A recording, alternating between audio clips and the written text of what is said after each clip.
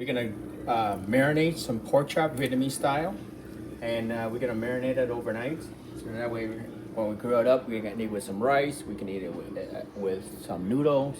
It's gonna be great, right? So I have today. I'm gonna make a flavor really pungent.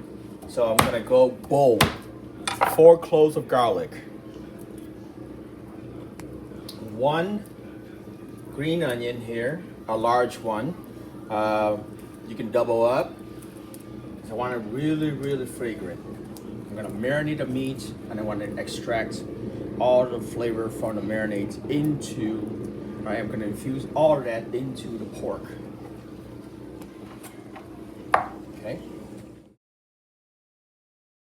Along with the garlic and the chopped green onion,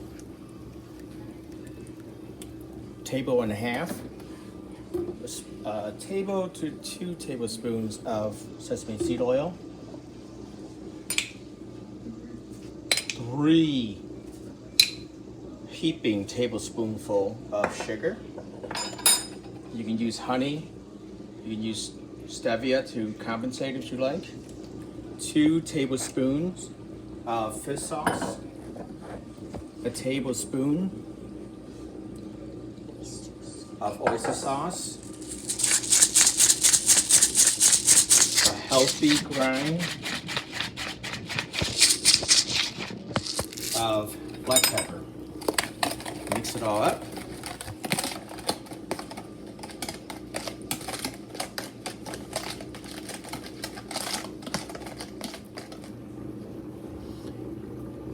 Now that I have the pork chop, these are relatively thick, about 1/2 inch. Just gonna poke, so that way the flavor can penetrate even more when I marinate it overnight. Now that the meat has been punctured, right, I'm gonna rub it on so that way both sides are coated, and I'm gonna vacuum seal this thing inside a vacuum seal bag so that way the flavors can penetrate even further overnight. If you don't have a vacuum seal bag, you can just leave this to marinate overnight, and it'll just be pretty effective as well.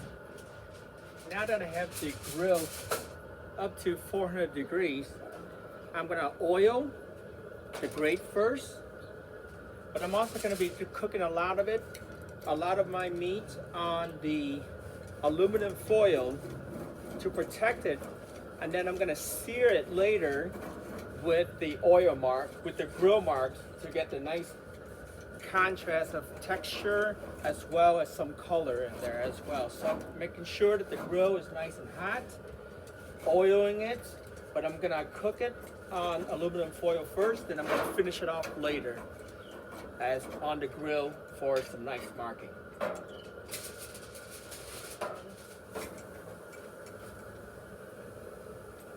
I'm cooking it at medium heat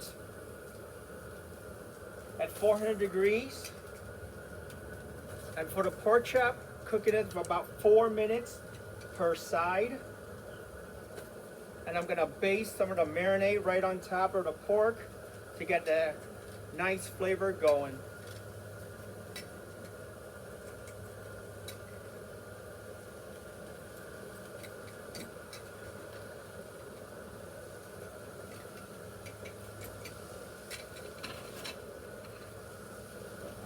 So the oven is at 400 degrees for about 5 minutes per side to render the fat. And then I'm gonna put some nice grill marks later too. Since the pork is still cooking, I will turn off the heat.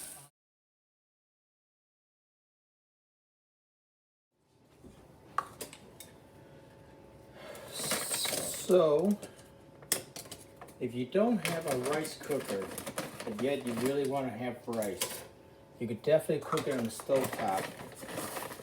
And it's so simple. It doesn't matter how much rice you cook. The key to how much water to put is this measurement right here. This little line by your middle finger will tell you exactly what to do. So, you put the rice in, and you measure it right to the line of your middle finger there. That tells you exactly how much water you're gonna need to cook the rice. Now, at medium-high heat, you're gonna cook it until the water boils. Then you're gonna lower the temperature and cover. So that way the steam will cook the rice. Now that the water has dissipated, I'm gonna put the lid on, and I lowered it to low.